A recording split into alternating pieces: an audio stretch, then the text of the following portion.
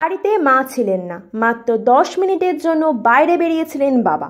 ওই অল্প সময়ের মধ্যেই সল্টলেকের বিচিত্রা আবাসনে রহস্যজনকভাবে মৃত্যু হলো এক ছাত্রীর।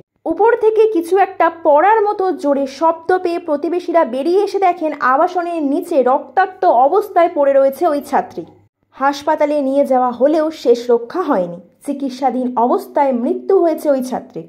বয়স 13 ওই ছাত্রীর নাম অদ্রিজা সেন। সে কলকাতার এক নামী স্কুলের 7ম শ্রেণীর পড়ুয়া। রবিবার রাত 8:40 নাগাদ ঘটা এই আকস্মিক ঘটনায় সবাই হতবাক। পুলিশ জানিয়েছে ছাদে ছাত্রীর জুতো মিলেছে, এমনকি তার পুরনো কিছু লেখাও পাওয়া গিয়েছে। সেখানে অবসাদের কথা, মৃত্যুর কথা লেখা আছে। সবটা খতিয়ে দেখা হচ্ছে। মঙ্গলবার ছাত্রীর মৃতদেহের ময়নাতদন্ত হয়েছে। তার রিপোর্ট সামনে এলে মৃত্যুর কারণ স্পষ্ট হবে বলে জানা গিয়েছে। ফরেনসিক পরীক্ষাও করা হবে। আবাসনের ছাদ থেকে মরণঝাপ নাকি অন্য কিছু, তা খতিয়ে দেখা হবে।